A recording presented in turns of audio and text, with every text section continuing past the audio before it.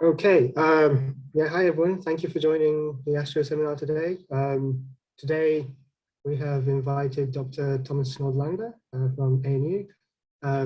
He has obtained his PhD at Uppsala in Sweden in 2017, and he then moved to the ANU and been working as a postdoc there for 4 years. And today he will tell us about his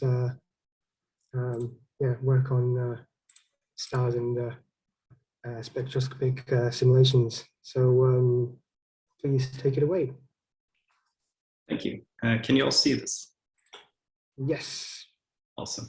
Okay, yes. So the theme is the oldest stars and the newest spectroscopic simulations. So I'll talk a little bit about the work I've done over the past couple of years and some plans for the near future and how I hope that this can help you and your research if you're interested in the chemistry of stars.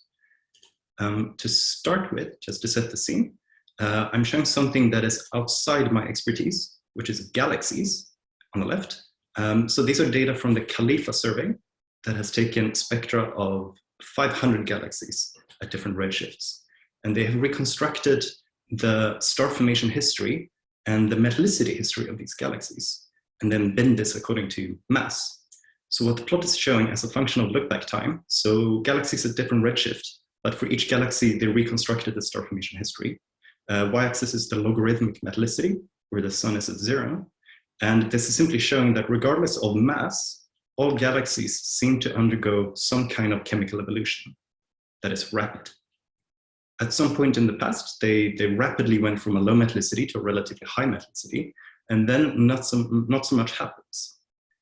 So if you, like me, don't really know what these numbers mean, the mass of the Andromeda galaxy falls roughly in the top line, the purple one. The Milky Way is the black one. And then all the dwarf galaxies, dwarf satellites around the Milky Way are in the bottommost one, the blue one. So they all seem to, regardless of mass bin, go through roughly the same chemical evolution. And for the Milky Way, because we can see individual stars and we can resolve this, and we can measure the ages of individual stars, we can tell you in more detail what is going on. So on the right, I show one of the nicest papers I know of where they've done this, where they measured ages for 60,000 stars from apogee in the Milky Way's galactic disk. So each point is an individual star color-coded by age, again showing in this logarithmic bracket notation.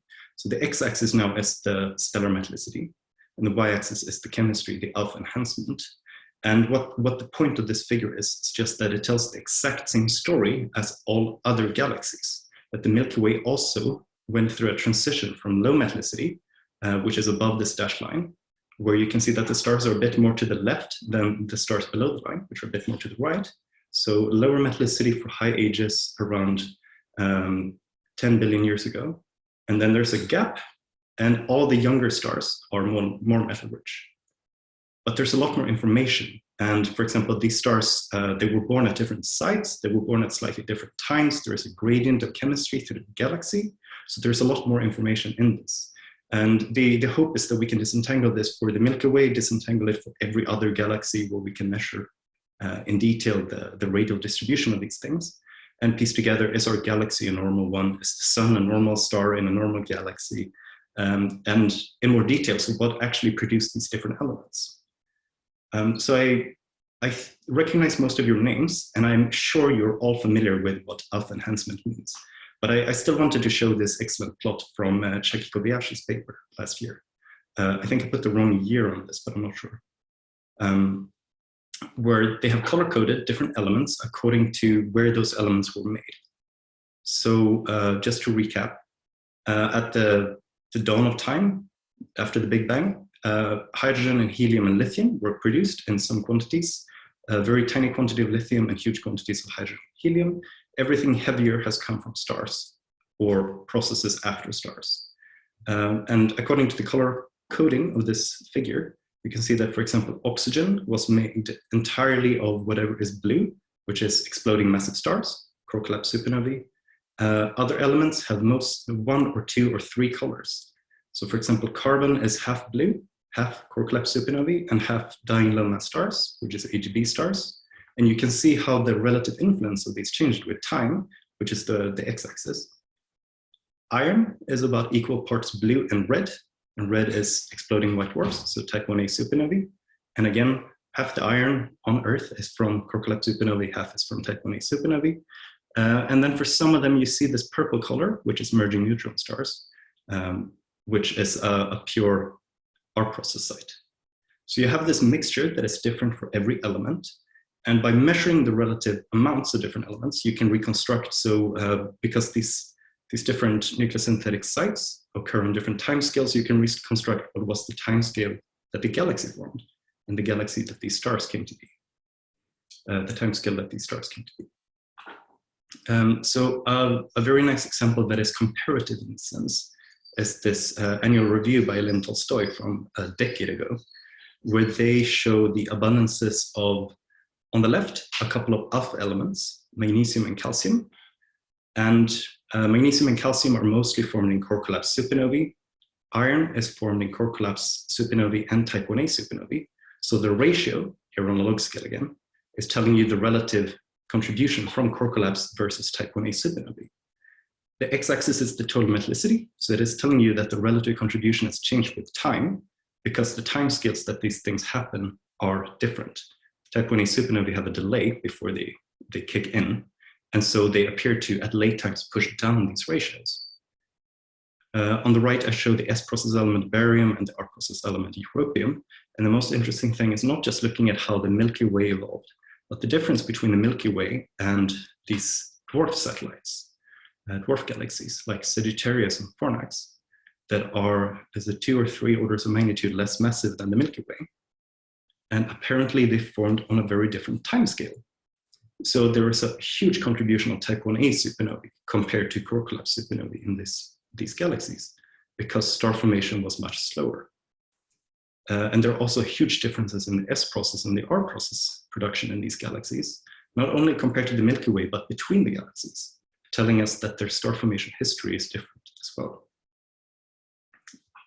And it's even worse if you put in another galaxy that is another order of magnitude less massive, Sculptor, which doesn't even reach high metallicities. It appears to be truncated about metallicity -1, so a tenth of solar. What we think happened is that the galaxies like these are so low mass that they just lose their gas before star formation reaches these higher metallicities. So you can use measurements like these if you have enough elements and you're able to probe enough different nucleosynthetic processes. You can piece together the star formation history of the galaxies. And you can tell many things. So for example, mapping stars that are today in the Milky Way, you can determine if they were actually born in a less massive galaxy. This is fairly recent though, and I want to dig all the way back. So this plot starts at metallicity -2.5, and I mostly work way below that. So if you keep digging, you keep going even deeper, you get to the very start. And the unsolved problem of what were the properties of the very first stars, the so-called population 3. So the first generation is the third population, just trying to keep these words in balance here. So the plot on the left is one of many theoretical predictions of the mass distribution of the first stars. And it is color-coded according to the redshift of formation. So the very first stars we think started forming at redshifts as high as 30. And they continued forming all the way to redshifts of about 10. And depending on the redshift, the longer you wait, the less massive a galaxy can start to collapse to form stars. So the most massive galaxies started collapsing first, form the most massive stars. Later on, less massive galaxies collapse to form less massive stars. But in simulations like these, typically the masses are enormously high. So the whole distribution here is between 10 and 1,000 solar masses. So these would be the most massive stars that have ever existed. And the nucleosynthesis of these stars would then be different from stars today. And there are a few peculiar predictions of these metal-free, very massive stars. So I'm showing an illustration on the right, made 2 decades ago by Alex Hager. And I hope you have seen this many times before. But the x-axis is the initial mass of the star, the y-axis is the metallicity. So the metal-free first generation of stars is at the very bottom of this. And it's simply showing that for masses between about 10 and 40, you would expect to see mostly core collapse supernovae that are faint. Above a certain limit, about 40 to 100 solar masses, you would expect to see very few supernovae, and possibly only hypernovae. But this is still something that I haven't quite understood, and I'm not sure if the field has understood. Above that, you get pulsational pair instability supernovae, and then the pair instability supernovae. And these produce very distinct chemical signatures. And in fact, all these different masses produce distinct chemical signatures. So for the 10 to 40 solar mass range, you can have either the faint supernovae that produce a chemical signature that is carbon-rich, the hypernovae that are not carbon-rich, but are instead rich in zinc, for example. Nitrogen is peculiar. It is very sensitive to, for example, rotation. And then at the bottom, the pair instability supernovae, these extremely massive 100 or 200 solar mass stars, produce a very distinct low carbon and a very odd alpha signature chemistry. And the idea is that these elements are ejected from supernovae into gas from which the second generational stars form. And that second generational stars outnumbers the first generation by orders of magnitude. So we actually have a chance of finding these today. And they can tell us about, as a fossil record, about what were those first stars like. So the idea is that depending on the distribution of masses, you get different distributions of these different chemical patterns. And by measuring these patterns today, you can infer what was the distribution of masses. There is a massive question mark here, and I will return to that soon. But this is the basic idea, that we can dig all the way to the beginning through the chemistry of stars. So before I get to the massive question mark, I just want to touch upon the issue of, so how do we even find these stars that are this old and have these chemical signatures? And so far, the most efficient search ever for these has been the SkyMapper survey. I think you're all familiar with Australia and what it looks like. So I'm at the blue symbol in Canberra, apparently facing south today. And the Siding Spring Observatory is in northern New South Wales. So at the Siding Spring Observatory, we have the SkyMapper telescope. This was built just after Mount Stromlo burnt down, 2003. And the SkyMapper telescope is performing a photometric survey of the entire southern sky, measuring photometry of several 100 million stars in 5 filters. So these are in 6 filters. 5 of them are the SDCS filters, and then there's this extra V filter that is located on top of some metal features.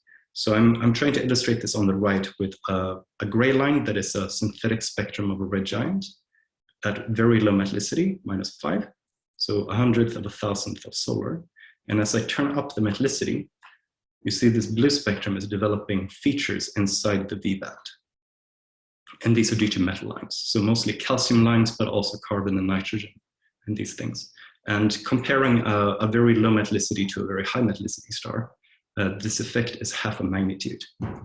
So if you still don't have a good grasp of what a magnitude is, you can actually see half a magnitude with your eye. So if you had this filter and you could look through binoculars and you compare 2 stars, you could probably determine if one of them was very metal poor and the other was solar metallicity. That is how strong the signature is, and that is how powerful the SkyMapper telescope is at identifying metal poor stars. So SkyMapper was the state of the art 10 years ago, and the filter set was designed 15 years ago. So it is already outdated, and it has already been beaten by the Pristine survey, which has done the same thing, but with modern technology. Today you can make a much better filter that does the same thing, but over a narrow wavelength range that is only capturing the strength of the calcium lines. So together, SkyMapper and Pristine can actually map the metallicity of the entire galaxy. And this has been shown in papers by Luca Casagrande, for example, that it actually works. And you get beautiful results that are comparable to spectroscopic results. From my science, though, we're looking specifically for the oldest stars. So I will show you a highlight reel of some of the things we've found over the past 2-3 years. So to start with, right after I began my postdoc in Australia, I started performing observations, and on my very first night, I observed this star selected from the SkyMapper photometry. It turned out to be the first star ever discovered that had an iron abundance of -6. So I'm showing here the abundance pattern, again on a log scale. So the y-axis is telling you the relative amount compared to the sun. So iron is down at -6. The alpha elements, magnesium, calcium, titanium, are about half a dex above that. So the alpha enhancement is exactly the same as every other halo star. And then carbon over here is all the way up at -2.5.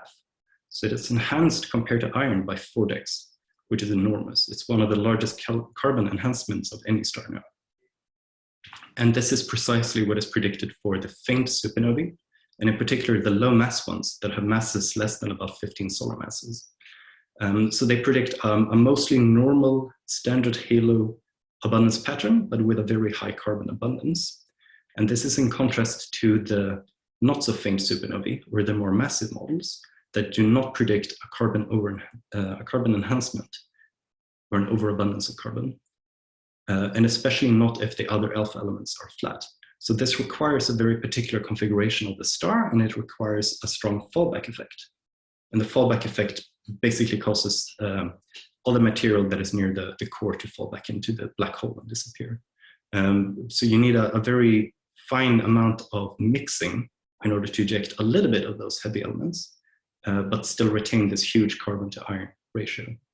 So this was the state 2 years ago. I have since received data from UVIS, very high quality spectra in UV, and I've performed follow-up spectroscopy and new calculations with new spectra.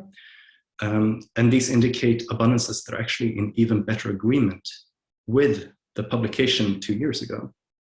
So the carbon abundance, the updated carbon abundance, and the new detection of oxygen are in better agreement with the previous detection, with the previous model. So these indicate that the star probably has a slightly supersolar carbon to oxygen ratio. The carbon abundance is lower than previously, in good agreement with predictions, and the iron to nickel ratio is exactly solar. So this puts more constraints on the model, and we can keep pumping this and getting more detections and even better modeling. A second very recent thing is this Nature paper that described the discovery of an extremely metal-poor star with a metallicity less than 1,000th of solar that had the highest abundance of europium and thorium and uranium and prismadominium and these elements of any extremely metal-poor star. And the most interesting thing about this star is not only that these abundances were very high, but that the abundance pattern is not what it usually looks like. So there are other extremely metal-poor stars shown in the figures on the left, these circles and squares and triangles, that all have exactly the same abundance pattern when compared to each other. This star has a different abundance pattern, indicating that it comes from a different R process site.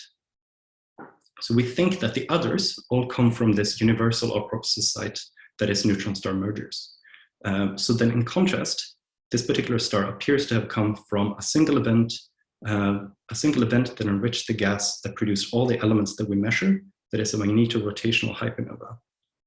So a star that had a mass somewhere between 20 and 50 solar masses, that was extremely magnetic, rotating very rapidly, and exploded in a very energetic explosion with jets and stuff. I see there are some questions in the chat, but I can't actually see the chat window. It was a comment by Alex. If I read it out, it's saying, to be fair, calling the supernova faint means that they might not have powerful light curves due to the absence of nickel, but the energy is still 50% larger than a typical supernova. Okay. Yeah, that's fair. So in that sense, it's also seen in the abundance pattern, right? That if they don't produce much nickel 56, yeah, you don't get to blow up such a big star, you need more energy. But I think calling them faint at times is probably a bad misnomer that we made. I'd be happy to upgrade my nomenclature here, Alex. Okay, I'll keep going. So this was it was my fault, entirely mine. Yes. No worries. I'm happy if you interrupt if something is unclear, by the way, given that we have a normal size audience. I'm happy to have more questions. Okay, so continuing from this was a Nature paper earlier this year. Very recent is earlier this year, we discovered a star in a sample of spectra we already had. So David Young performed this survey of about 100 stars that we observed with the Magellan telescope. So we spent a week observing these at high resolution, measuring 20 elements, 20 chemical elements. And we found that we have now good constraints on the average chemical evolution of stars at these low metallicities, which we think all have about the same age. So we don't know their exact ages, but we do know their chemistry. And one star turned out to be very special, so I'm highlighting it here for you. And it's special in the sense that the abundances in the star of carbon, sodium, calcium, barium, and everything else you can think of are completely normal. But these particular elements, zinc up to zirconium, are enhanced above all the other stars by 1 to 2 decs. So a different way of looking at this is by just chucking in all the abundances that we measured for all the elements that we can see. So I'm showing every measurement I could do here. And I'm overlaying the average chemical evolution history that is inferred from the sample I just showed you, but through Chiaki Kobayashi's model again. So similar to the one that I showed on my second slide. But this is a slightly updated one where she changed details of rotation and stuff. But anyway, this is a pure prediction. And the prediction matches most things except this window for elements between 28 and 40 roughly. And the question is, so what made this stuff? This is a robust detection that these elements are enhanced relative to all other stars. And we don't know exactly what made it. We have two hypotheses that are competing, and I think one of them is much stronger than the other. And this hypothesis is that this is the first electron capture supernova. So again, showing this figure from Alex's work 2 decades ago, highlighting that the electron capture supernovae come from this very narrow mass window right at the bottom of the core collapse supernovae. So these are probably the most massive super AGB stars you can get, and the least massive star that undergoes a core that collapses. But the core is not what you expect. It's an oxygen neon magnesium core. So, and the surface is a super AGB star. So you have this basically a marble of oxygen neon magnesium, and on top of that, this fluffy AGB exterior. And as shown in Bernard's figure from a paper in 2016, this causes this extreme drop in density, where the density drops by 10 or 20 orders of magnitude over just a few tens of kilometers on the surface of the star. And that leads to a very peculiar nucleosynthesis. And the point of this is that if indeed this is the abundance pattern of electron capture supernova, and we can estimate how common is this pattern compared to normal core collapse supernovae, we can use the ratio of these two events to infer the slope of the IMF. The only input that we need is the width of the mass window that produces electron capture supernovae, which is, as I understand, a bit theoretically unknown. There are processes related to mass loss that make this very difficult to predict. So given these caveats, it can at least give us constraints on what the slope of the IMF could be. And just to show to you that this is actually a quite robust result, I took the model that is a prediction, the chemical evolution model, and I added the yields from electron capture supernovae from one of the theoretical papers. And the only free parameter is the ratio of ejecta between the electron capture supernova and the normal supernova contributions. And the match is very good for most of these elements. Yttrium and zirconium are a bit low. And I don't understand exactly if this is an important constraint or if this could be related to the measurements being wrong. But this looks like we have the first detection of an electron capture supernova. And I'm happy to discuss this further at the end. So just one last thing about discovering cool things. We've also gone outside the Milky Way and we've looked for the oldest stars in the Large Magellanic Cloud, which is one of our nearest dwarf galaxy neighbors. So the previous record holder was found serendipitously in a survey by Laura Cullinane as part of her PhD thesis, which had a metallicity of -2.8.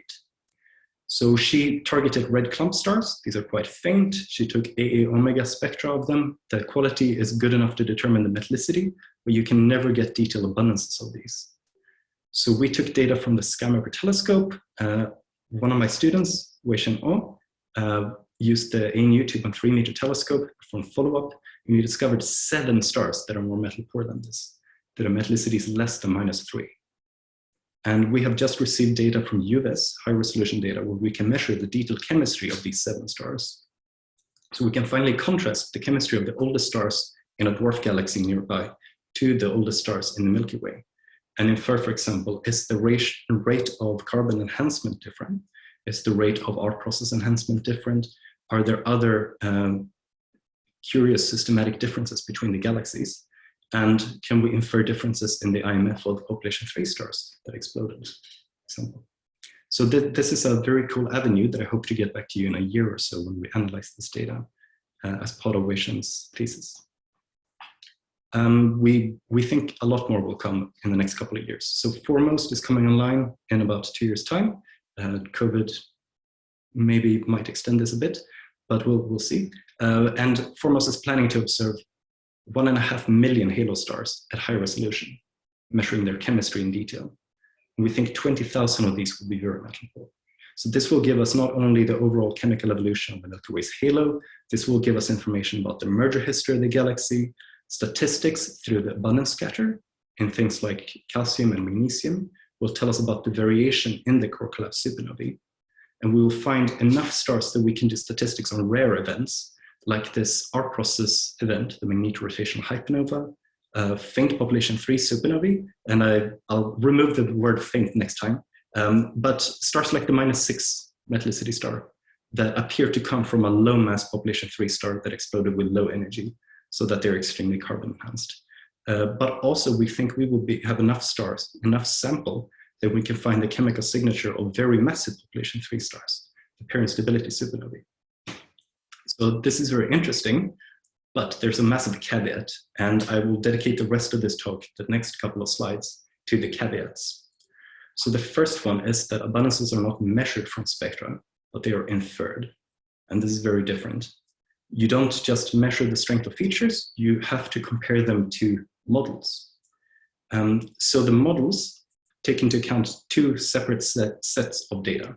So one set are the stellar parameters, the physical properties of the star, like its temperature, its gravity, and the chemistry, the things that you want to measure. And the second set are your physical assumptions. So is your model of a star 3-dimensional, or is it 1-dimensional? If it's 1-dimensional, how do you implement convection? How does your equation of state work? What set of opacities do you use? And you take these stellar parameters and your physical assumptions, you mash them into the black box of radiative transfer, and out comes a spectrum that you compare to your observation. And then you tune your input stellar parameters to find the abundance. So I show here an example of measuring carbon in a carbon-enhanced metal poor star, showing the blue thick bit is the error bar on the synthesis, on the model. So this is how well the observations can be fitted, and that is the uncertainty in the model that still fits the observations. So typically you can have an error bar that is 0.1 dex, which is 20% or so. But if you compare 2 different models, so in this case a 3-dimensional model compared to a 1-dimensional model, this difference can be many times larger than the statistical uncertainty on your fit. So in this case, the difference is actually half a dex. And you would find an entirely different result if you were using 1-dimensional models compared to the 3-dimensional models. It gets worse though. So the equational state that we use, the proper way of doing it is called solving the statistical equilibrium. And the statistical equilibrium is the equation I show here. This is the only equation in this talk. Sorry, it's the second equation, but it's the only hard equation. And the statistical equilibrium is an equilibrium between the incoming and the outgoing transitions for a particular state in an atom. And we use this in the next stage of computing the spectrum. So the incoming and the outgoing transitions have 2 types of terms. They have the collisional transitions, and collisions are local. If you believe that you only have collisional transitions, then you fall into the box of LTE, local thermodynamic equilibrium, where you have a Boltzmann distribution and a Saha distribution, and you can solve everything analytically and easily, and this is the traditional way of doing it. The radiative transitions, though, have this non-local term that is the radiation field. If you believe radiative transitions are important, then you fall into the box of non-LTE, the non-local thermodynamic equilibrium. And just to show you an example of what the radiation field is, typically the important radiation field is in the ultraviolet. I show here the solar UV radiation field as a function of depth, comparing the gas temperature as a function of depth, the solid line, to the radiation temperature. And the radiation temperature in the UV is typically much higher than the gas temperature. So this is driving radiative transitions away from LTE into non-LTE. And these effects can be very large, as I will show you soon. But before we get to that, that is just one part of the puzzle. The other part is the structure of the photosphere of the star that you're modeling. So the state of the art is using hydrodynamics 3D simulations. So this is now a slice through a simulation that is running in time. So this is a time sequence of a hydrodynamic simulation of a red giant star. The color coding is temperature, and the dashed line is the optical surface. So this is very much a dynamic thing. It is very different from the one-dimensional hydrostatic simulation. And it's different not only in that the average is different, but also that it is inhomogeneous across the surface. You can see these bubbles moving, matter is streaming up, it is expanding, losing energy, falling back down, and this is driving the cycle of convection that is very inhomogeneous, very dynamic. The process is extremely different from what you can model in 1D, and the overall energy transport is different. So this is something that happens at the surface of stars.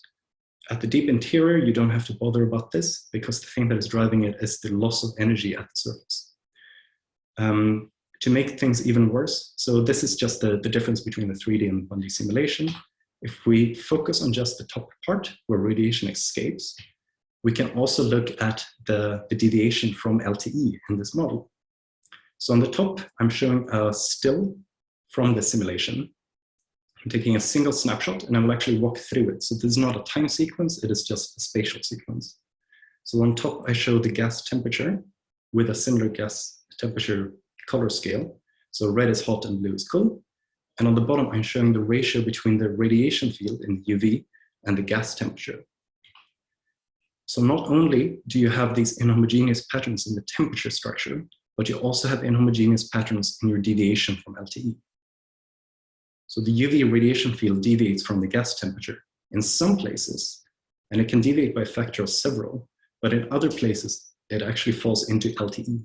And it can even be what you would call subthermal. So the UV radiation field can even be cooler than the gas temperature. So you can have different effects dominating different parts of the surface, and this all falls into the statistical equilibrium. And the only way to find what is this effect like, you have to perform the solution for the whole photosphere, and you have to perform it for several snapshots from one of these sequences. Each one costs maybe 10,000 CPU hours, so this easily becomes very expensive, and typically grids like this cost 10 million CPU hours to compute. So I will show you an example, which is from work I did right at the end of my PhD on one of the then most metal-poor stars known, showing a top-down figure of the deviation from LTE for a couple of different elements. So it's color-coded according to the change in the line strength. If you would flip this around, you get the effect on the abundance. So it's a log scale. For lithium, you can have effects that are either positive or negative, and they turn out to cancel. For elements like magnesium and iron, one effect dominates over the other. So these figures are mostly white and red, and the red is where we have over-ionization. The effect on the line strength, and therefore the abundances, can be as large as 1 dex. But it varies across the surface, and the only way to find the effect is performing the full 3D simulation. So this is what it looks like for all the 6 elements where I've been able to do this. For lithium and sodium, typically the effects mostly cancel, but it depends on the stellar parameters.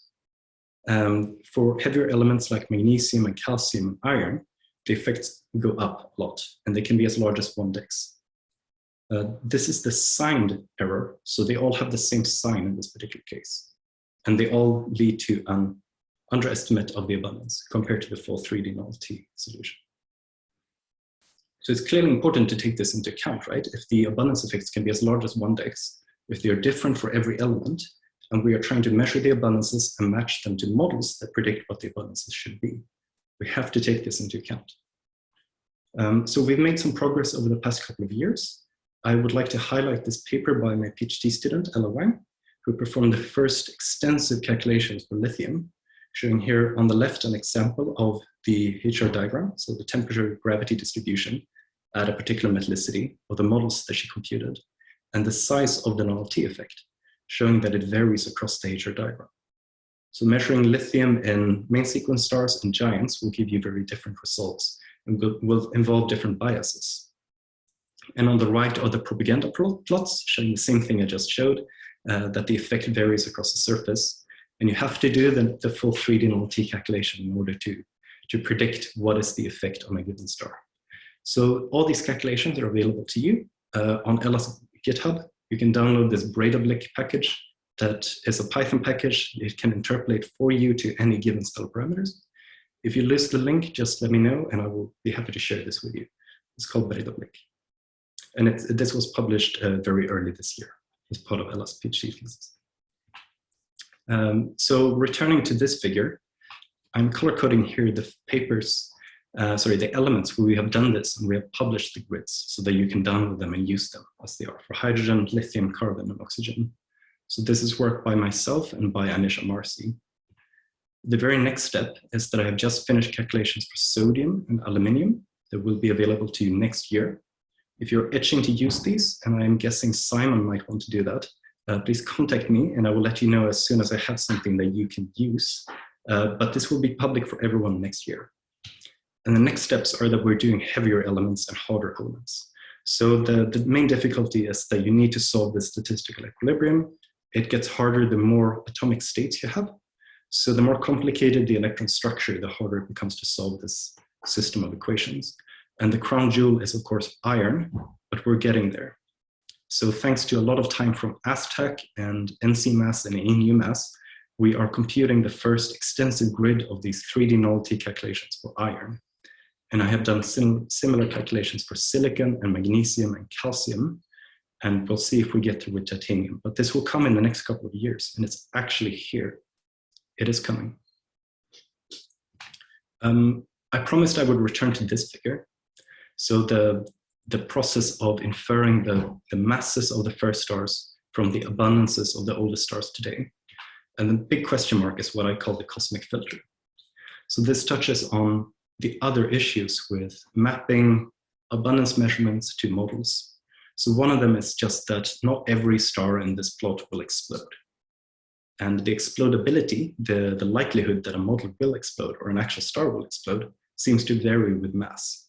And it varies with other hidden parameters like the magnetic field and the rotation, meaning the formation site of the population 3 star will determine if it can explode. And once it explodes, the metals need to mix into the interstellar medium to form the next generation of stars. Depending on the metallicity that you reach, you may or may not be able to form population 2 stars. And even worse, once you form those stars, we're not sure if there is a discovery bias that is perhaps hiding some of these chemical abundance patterns from us, making such stars hard to discover and hard to analyze. So I'll touch upon 2 of these that I think are most interesting to you. So the first one is, do all massive stars explode the same way?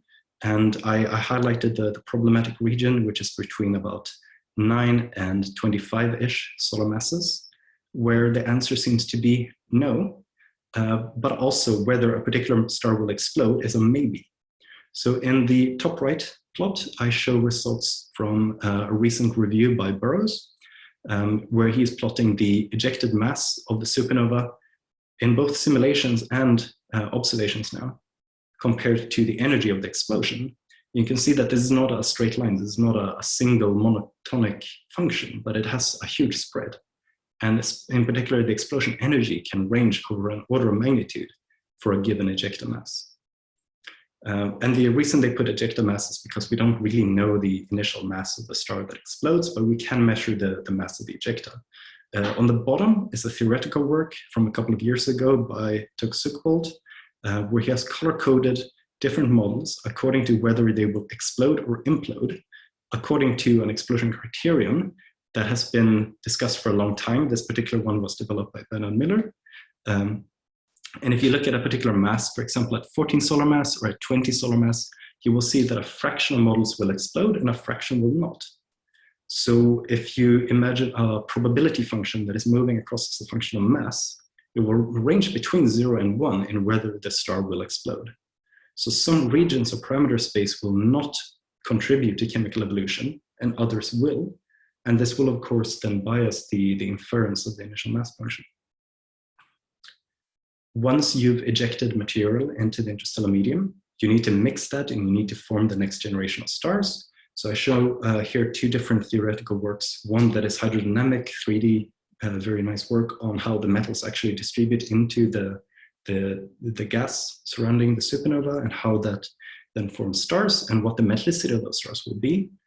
And on the right, work by Mattis Mag and myself on how we can develop a very simple analytical model for how much matter do you have to at least mix the supernova with before the supernova shock stops, which gives you a maximum metallicity that you can achieve in the stars. And it turns out that this is actually a strong constraint on the supernova matching, that much of the previous work on this has not fulfilled the simple budget of how much material do you eject from the supernova and how much of that went into the star that we observe today. So it turns out this is very important. And the final step of this is just how do you infer the IMF? So the classical method is this, as an example, this work by Miho Ishigaki from a couple of years ago, where they performed a very detailed fit, star by star, of finding what is the most probable progenitor star that produced the abundances that we see today. And they produced a histogram that looks nothing at all like an IMF. And the question is if this is because they performed a classical, a very good but classical analysis of determining for each star what is the most likely answer, and then performing statistical on that, or if it's because problems like the explodability vary as a function of mass. And simply you would find lots of some of these because those stars actually exploded, and very few of others because those stars did not explode. So they are biased, they are basically filtered out by the cosmos, that even though they produced all these elements, even though they would have produced all those elements, and even though the star was there and everything existed, they simply didn't enrich the galaxy. So the alternative to this is what I would like to call the modern method of forward modeling the abundance distributions. And this has been shown over the past decade by Gabriele Cescuti and Cristina Chiappini, for example, that you can perform inhomogeneous stochastic chemical evolution simulations that light up a galaxy and produce a distribution of the abundances that you can see. And this can take into account all these different filters. For example, the explodability, you just put that into your IMF, that a certain fraction of the stars that should have exploded didn't. So you can forward model all these things. And I think this is the way forward that we have to do in our next analyses in order to be able to say something conclusive about the mass distribution of the first stars. So I only have 3 more slides. And with my last 3 slides, I want to complain about that even if you do everything right, even if you perform the most advanced modeling of your stars, even if you perform perfect spectroscopy, and even if you do all the statistics right, the stars are still lying to you because they undergo internal chemical evolution. So on the left, I'm showing the very classic example of the first redshift on RGB stars that changes the surface composition of carbon to nitrogen. And I'm showing a comparison here between apogee data and predictions. So I'm not sure which generation of theoretical models these predictions are, but you can see that the models don't quite match the observations. And it's unclear if this is because something is still lacking from the predictions, or if it's because something is lacking from the observations, or perhaps both. But I do understand that there is an issue with, for example, thermohaline mixing, that there is a constant in there that has a scale factor that is uncertain by orders of magnitude. And we obviously have to beat these things in order to determine what was actually the composition of the star. Or perhaps the answer is that we can never recover the initial carbon to nitrogen ratio of a star that has undergone redshift. And I'm okay with that, but we just need a proper way of determining, can we trust this one star? So that is for RGB stars. For dwarfs though, every element is lying to you. And this is because dwarfs are metal depleted due to atomic diffusion. I'm showing an example here from Andreas Korn from 2 decades ago, where it was determined that in a globular cluster, where all the stars probably were born with the same composition, the iron abundance varies as a function of the evolutionary state. So the RGB stars are more metal-rich, apparently, than the unevolved main sequence Chernobyl stars. And this turns out to be true for many elements. The effect is different between elements. So you do not see the same effect in iron and magnesium, or in calcium and titanium, but it is actually different for every element. We can, to some extent, predict the effect, but it depends on this free parameter that is called additional mixing. This has an uncertainty that has a factor of maybe 2, but a factor 2 turns out to kill us. And even worse, it varies with metallicity. So I'm sorry about this mismatch of different styles of plotting and so on, but in every figure, from left to right, you're going from unevolved dwarfs to evolved giants. The y-axis is always the iron abundance. And the values show you in top left for one of the most metal-poor globular clusters, where you can check this. There is a huge 0.3 dex effect, difference between the unevolved and the evolved stars. And as you go toward the right and then the bottom line, you see that this exists over all metallicities. And it's different for every metallicity. And the predictions from the models are different for every metallicity. So we don't know what happens below, for example, metallicity minus 2.3, because those are the most metal-poor globular clusters that exist. So we don't know what atomic diffusion does to unevolved, extremely metal-poor stars. Probably all of them are lying, and every element, as I showed you in the previous slide, is telling a different story. Every element is showing a different effect of atomic diffusion. So I've reached my summary slide. So I just want to remind you that we've made recent discoveries of ancient stars that tell us fantastic things about the early universe, and foremost will characterize thousands more like this. So we expect to find fantastic things. But in order to understand those stars, we have to perform proper radiative transfer. We have to do very advanced statistical analysis of the spectra. And we have to do these things that cost tens of millions of CPU hours to know what was the composition of those stars. Once we've done that, we have to do something that is beyond what we're doing today in order to infer what was the distribution of masses for the first stars. And even worse, even though you've done everything right, the stars are still lying to you, and we have to develop models that can do this correctly. And unfortunately, at the moment, it means we have to calibrate models. So I'll end there, and I'm happy to take some questions. Thank you very much. So this is a very fantastic talk. There's lots of very exciting work in there. Does anyone have any questions? If you do, please raise your hand or write in the chat. Or yeah, just unmute. Evgeny?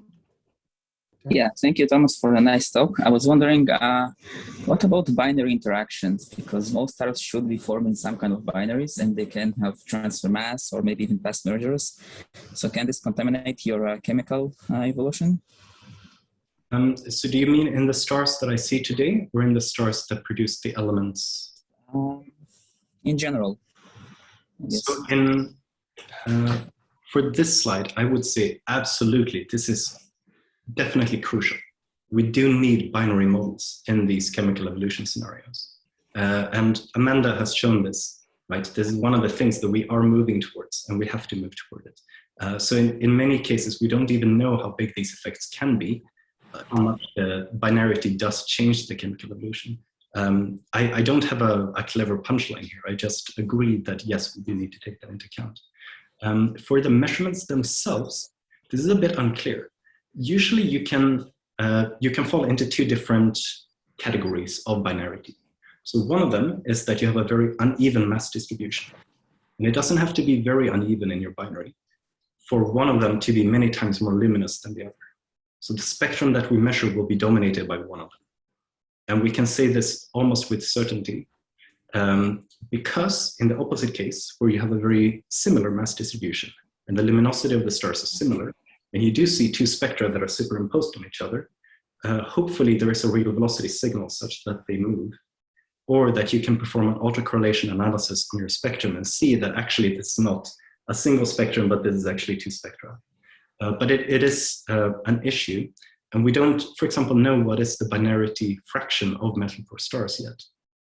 So this is, again, I agree with you that this is something we need to understand and need to take into account. Okay, thank you. Next, Brasilia. Thanks for a great talk. Evgeny already asked one of the questions I had in mind. My second one was about stellar rotation. So to what an extent, and this is again a two-part question. On the one hand, it's a question, of course, of how stellar rotation impacts your models that you're ultimately making comparisons against. But the second side of it is, can stellar rotation through its line broadening and other impacts also somehow impact your measurement accuracy? So this is an excellent question as well, and I like this follow-up. So I think this is a good example of where the effect on the chemical evolution is the interesting thing. So this star, one of these points is the nitrogen abundance, and I believe it's this measurement up here that is off from the predictions by maybe 2 Dix. We think this is the signature of rotation. And the problem is simply that, as far as I know, no proper self-consistent rotating magnetorotational hypernova model exists yet, because that is stupidly expensive in terms of simulating. So we simply don't have that, but we can tell from arguments from first principles that rotation does change the structure of the star, and it does change things like mixing. And nitrogen is an excellent tracer of this. And that is also seen in my next slide. I didn't put in nitrogen, sorry. So it is known that these comparisons where Chiaki plotted the models of the chemical evolution of nitrogen were off by almost 1 Dix. And the only way she could make this work was by introducing rotation in the models. I don't know exactly how it works, but it's in her modeling, at least it boosted the production of nitrogen.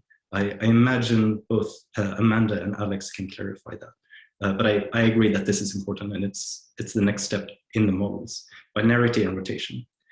In the spectra though, typically we can tell that none of these ancient stars are rotating at all. And if they are rotating at less than 10 kilometers per second. Probably this is simply because all stars spin down. So any star that is older than about a giga-year appears to spin down very rapidly. And especially as they reach the RGB, they will all have spun down.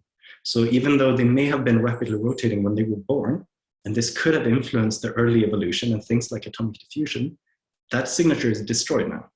So we have no way of knowing if the star we see today used to be rapidly rotating. So it would be fantastic if we figured out how to invert that and figure out what the history of rotation for an individual star was, but I don't think we can. Thank you. Next was Amanda.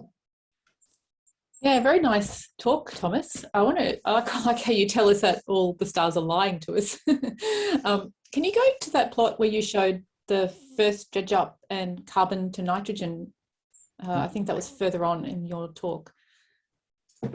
This one? Yeah, this one. So the picture on the left-hand side, it looks like the models, one issue with these models, especially the middle pore, is that you can see it looks like the models started from solar metallicity. Well, they started from scaled solar abundances.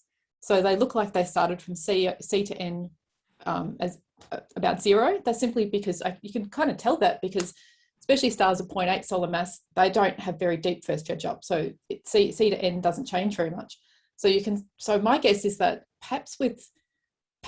maybe this is where the calibration comes in. You might need to calibrate the initial C to N to match what we observe in dwarf metal pore stars, which would be essentially alpha enhanced. You have a bit of carbon and less nitrogen. That may actually fix some of those issues just with that, just by doing that. The other thought is, did they also show lithium for the same plots as well? No, so this is apogee, so they cannot measure lithium. Oh, they can't do lithium. Infrared spectra, and lithium has one line, and unless you cover that wavelength, you're lost. That's unfortunate. A follow-up to your first comment, though, is that, of course, this is a plot of mass for RGB stars, but mass is the same as age. So obviously, those oldest stars in their sample have a different age, and therefore the initial composition could very well be different. So that's a very good point. Okay, thank you. I actually had a couple of questions if no one else has their hand up. So yeah, so first I have a sort of comment on the binary stuff. So for binaries, obviously it changes the mass, so it kind of shifts the IMF a bit, but also if you have like a KSP mass transfer case, the core could have quite different carbon-oxygen ratios due to the different amounts of ingesting hydrogen in the in the helium burning phase. And so if you have a different carbon-oxygen ratio, that could easily lead to different explosive nucleosynthesis. So I believe binarity could have a huge impact. And as far as I know, there's not too many work on doing explosive nucleosynthesis after binary interaction. So maybe that's something we should work together with the Monash side and you know, to see how that impacts the chemical evolution. Also, you have a comment on that? I mean, I just want to say, yes, I'm happy to give you everything I have. I can't help you at all with the theory side though, but I can give you all the observational data that we have. And it would be fantastic if, for example, this scenario were killed by early binarity or something, that this was actually two slightly less massive stars that merged early on and then exploded and produced a slightly different abundance pattern than you think. That would be fantastic. Yeah, well, I'm no expert in nucleosynthesis, so maybe, I thought maybe Alex or someone can help out with this. Yeah, that sounds like an exciting thing to explore. The other thing was, so when you do this 3D atmospheric modeling, do winds affect the spectra at all? Like usually when we measure wind mass loss rates, we use a spectra to infer it, but how does it affect the atmospheric modeling? So I didn't go into the numerics here, but they make certain assumptions. So one of these assumptions is that these stars are flat. They are not spherical. The surface is flat, plane parallel. There is no curvature on it. There is no particular mass loss. Mass loss can happen, but we assume that that is not there. So the star is not spherical. It is not rotating. It is not losing mass. And the assumptions come from the very basics of where this code came from. It was meant to study the sun, and the convection on a small scale in the sun is not affected by the rotation. I realized that on a large scale it is, but on a small scale it is not. So this is a simulation targeting the intermediate scales. So as an example, this simulation covers about 1% of the surface of this RGB star. So it is, and about a percent of the depth as well, order of magnitude. So it is not expected that there's significant curvature in this, for example, and we don't think that rotation is much. So the models have periodic boundaries on the sides and open boundaries on the bottom and the top. At the bottom, we prescribe what is the entropy of the material that is flowing in. And we say entropy simply because convection is basically adiabatic. So you have a constant entropy all the way up. If you set the entropy, that gives you the temperature of the model. And at the top, you can have material flow out. We don't measure how much flows out, but it is small quantities. So the density up there is very small. So at this point where I have the dashed line, which is the optical surface, the temperature drops by factor 2, but the density drops by orders of magnitude. So across this plot that I'm showing here, the density drops by several, maybe 5 orders of magnitude. So the amount of mass loss that we predict with these models is, first of all, basically negligible, but it is also unrelated to what you would expect from a stellar evolution model. So it's not driven the same way. You can think of it as a numerical artifact instead. But that is because these are old late-type stars that aren't probably dominated by mass loss. If that makes sense. Yeah, I was more thinking about how it affects the spectral features. Okay. We simply expect that the mass loss is so small that you don't see it. I see. I see some hands up. Yeah, there's another hand up by Amanda and Alex. Maybe Amanda was trying to comment on something I said earlier. No, I think I forgot to put my hand down. Sorry. Oh, okay. Yeah, I keep on forgetting that doesn't go away. So. Okay, then it's Alex. Yeah, I think that, well, for the binary interaction, there's one thing. The first thing is that these POP3 stars are much more compact, so interaction cross-section may be somewhat less. So if they're formed with the same separations, they're modern stars of which we have absolutely no idea whether this is the case or not. It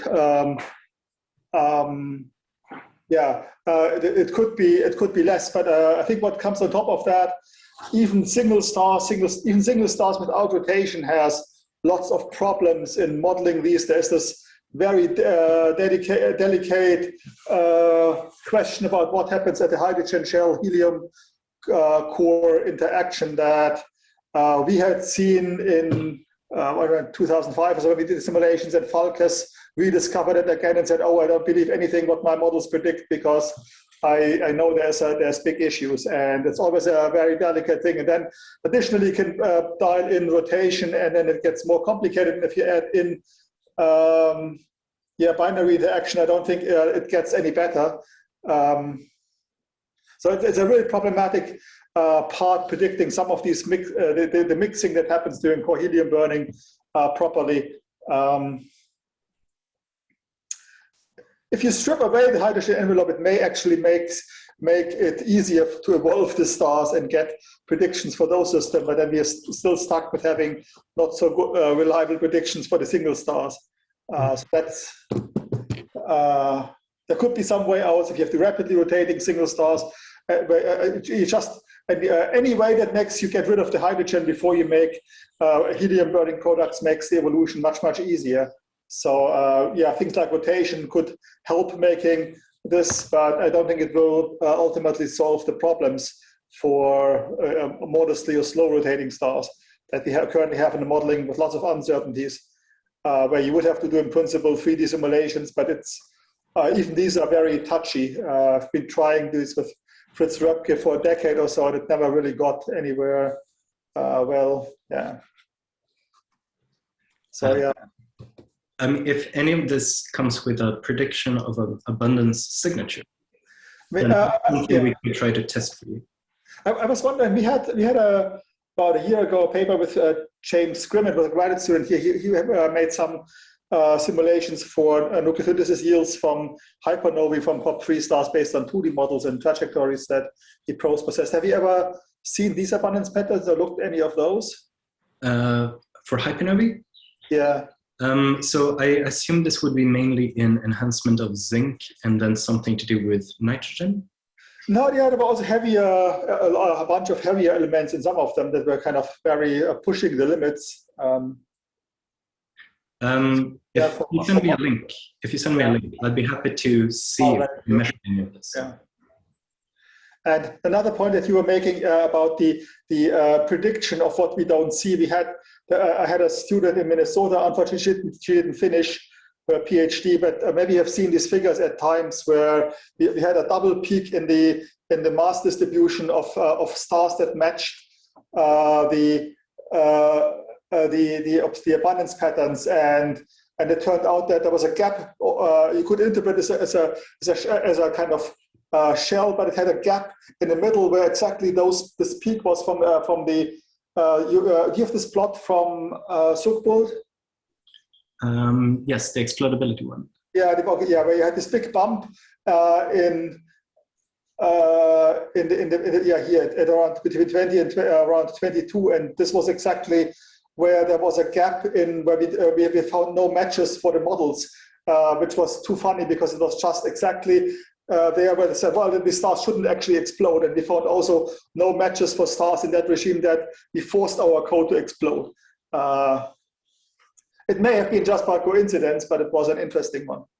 It could, of course, also be connected, that because the change in the explodability is due to an internal effect, and that same internal effect can simply produce abundance patterns that we don't see. That would be an excellent test of the physics. I had some historic talk slides I can send you, but yeah, that I think would be worthwhile to, if you have a student trying to redo what Pamela had been trying to do at the time, and see if you can reproduce that with more modern observational data. Because a big issue at the time was trying to find optimal matches between stars to then determine which is now the mass that corresponds to the star most likely, because it turned out it depended a lot how much we trusted each of the observed lines and how much weight we assessed to that, because it shifts it around. I mean, you have experimented with these things yourself a lot, and so you know how touchy trying to invert that relation can possibly be. Yes, and that's why I think the modern method of forward modeling is the way that we have to do this next time. Well, I mean, I guess there's two. You have models of the stars, and then you can try to see what matches you get. But I think at least it gives you some independent, some orthogonal way of analyzing it, or consistency check, or well. certainly a different view. Let's say a different view on the things than the forward modeling. I think you learn something from both, but we do have to. Right. Yeah, I have a very strong opinion on this, and I'm happy to fight next to you, Alex. Okay. There's no need to stick to one method, so we need lots of different ways to tackle the same problem. Okay, yeah, thank you all for the questions, and yeah, thank you, Tom, for giving this excellent, exciting talk. I think we've went over the time a bit, so we should end here. Thank you again. Thank you so much for the invite. Yeah, thank you, and we hope to see you in person someday. Absolutely. Okay. Thanks, everyone. Bye-bye. Ciao.